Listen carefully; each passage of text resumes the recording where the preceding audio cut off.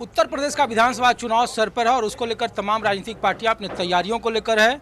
आज जो तस्वीर मैं दिखा रहा हूं आज़ाद समाजवादी पार्टी का समाज पार्टी का है और उनके सैकड़ों समर्थकों के साथ सहारनपुर जिला से लोगों ने पार्टी ज्वाइन किया है और उत्तर प्रदेश चुनाव की एक झांकी है चुनावी तैयारी का। पार्टी के हमारे साथ चंद्रशेखर जी जो राष्ट्रीय अध्यक्ष हैं। सर, पहला सवाल है कि उत्तर प्रदेश के चुनाव में क्या आप लोग कितने सीटों पर चुनाव लड़ रहे हैं, क्योंकि जब भी आप राजनीतिक मुलाकात करते हैं लोग सबसे पहला यही सवाल पूछता है कि आज़ाद समाजवादी पार्टी कितने चुनाव पर लड़ रही है, सीटों पर चुनाव। आज भी आप वही सवाल पूछ रहे हैं। देखिए, राजनीति करना सिर्फ इलेक्शन लड़ना नहीं होता है। जिस उद्देश्य के लिए आप आए उस जमात के हकों की सुरक्षा करना भी राजनीति है।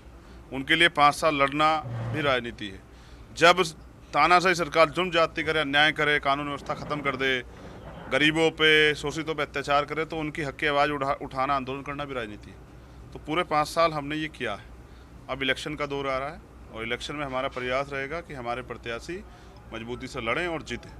सर, सवाल इसलिए पूछे जा रहे हैं कि आप हमेशा अलग अलग मंचों से कहते हैं कि किसी भी सूरत में बीजेपी को रोकना है इस बार 2022 में, लेकिन सवाल यह है कि बीजेपी को रोकने के लिए जो विपक्षी गठबंधन होना चाहिए, एकता होनी चाहिए, वो नहीं दिख रही है। सभी पार्टियों का, चाहे बीएसपी का हो, सबसे ज़्यादा जोर उनका ब्राह्मणों पर अभी चल रहा है क्योंकि प्रबुद्ध सम्मेलनों का भी हिसाब किताब चल रहा है। समाजवादी पार्टी उसमें कोशिश कर रही है, बीजेपी खुद उसकी कोशिश कर रही है, आम आदमी पार्टी जो नए प्लेयर बन के आई है वो करेगी, चाणक्य सम्मेलन करेगी। तो आखिर बीजेपी को हराएंगे कैसे? क्या फॉर्मूला आपकी पार्टी के पास है और इसका काट क्या है? जनता हराती है और जनता जिताती है।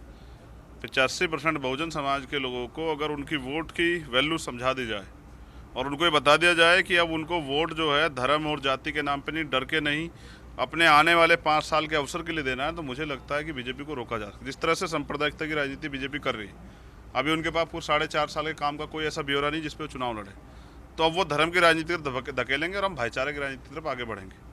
लोग अपने सम्मेलन करा रहे हैं, बेहतर बात है।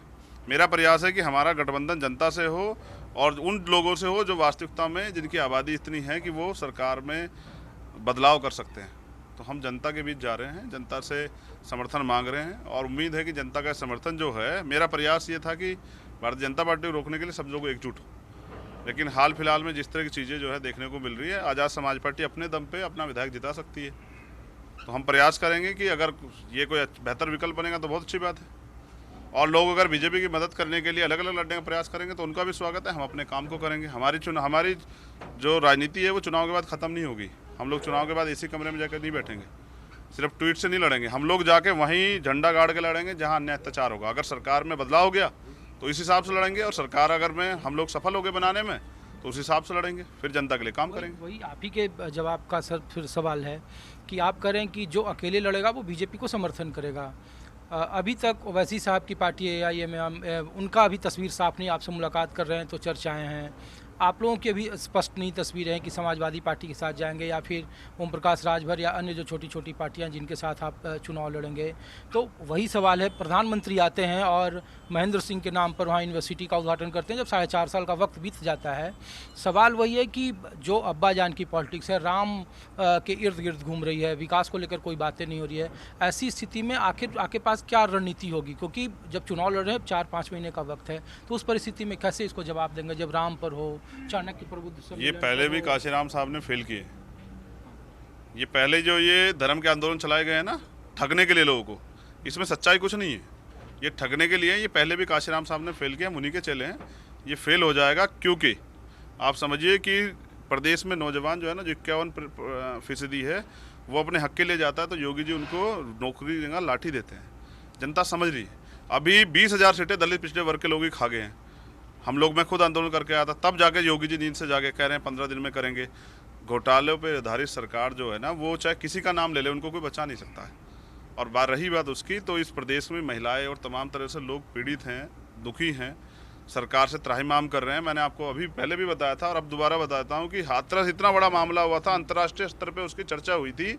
उसमें योगी जी ने वादा किया था कि एक सरकारी आवास और एक सरकारी नौकरी दूंगा। 1 साल का समय कल बीत गया था, अब तक तो नहीं दी। तो जो मुख्यमंत्री और सरकार झूठ पे टिकी हुई हो, उस सरकार को हिलाना कोई बड़ी बात नहीं। ये सरकार जाएगी, इसको कोई नहीं बचा सकता। आखिरी सवाल छोटा है सर कि पश्चिमी उत्तर प्रदेश पर आपका ज़्यादा फोकस है। आपने जेवर एयरपोर्ट का कहा कि किसी गुजर महापुरुष के नाम पर हो, क्या वोट बैंक या फिर अपनी आपकी पार्टी का पश्चिमी उत्तर प्रदेश में ज़्यादा फोकस होगा, ज़्यादा सीटों पर चुनाव लड़ेंगी इस तरीके जब मैं पूर्वी उत्तर प्रदेश में होऊंगा तो वहाँ की जो समस्याएं हैं, वहाँ की जो मांग है, उस पर आपसे बात रखूंगा। भाई ये सरकार तक कैसे पहुँचेगी? सरकार, मुख्यमंत्री तो किसी की सुनते नहीं है, तो आप मीडिया बंधुओं के जरिए पहुँचेगी। तो आज मैं यहाँ हूँ, ये क्रांति दरा, मेरठ की क्रांति जो है उसके अग्रणी रहे हैं धन सिंह कोतवाल साहब, और यहाँ बड़े पैमाने पर गुर्जर समाज के लोगों को फांसी की सजा हुई। ये वेस्ट है। यहाँ रेशमी रुमाल तहरीक चली थी, एक पेड़ पे एक मौलवी, देश की आज़ादी में कितना बड़ा योगदान है सब लोगों का, आज उसको कैसे भुला सकते हैं? तो 73 लोगों ने देश की आज़ादी के लिए, यहाँ गुर्जर समाज के लोगों ने फांसी की सज़ा जो है उनको हुई, तो क्या मैं उनकी बात ना करूं? और मैं उनकी बात इसलिए कर रहा हूं कि अब जेवर एयरपोर्ट जो है उसका नाम रखा जाएगा, तो मैं चाहता हूं कि अमर शहीद धन सिंह कोतवाल जी के नाम पर क्या बुराई है?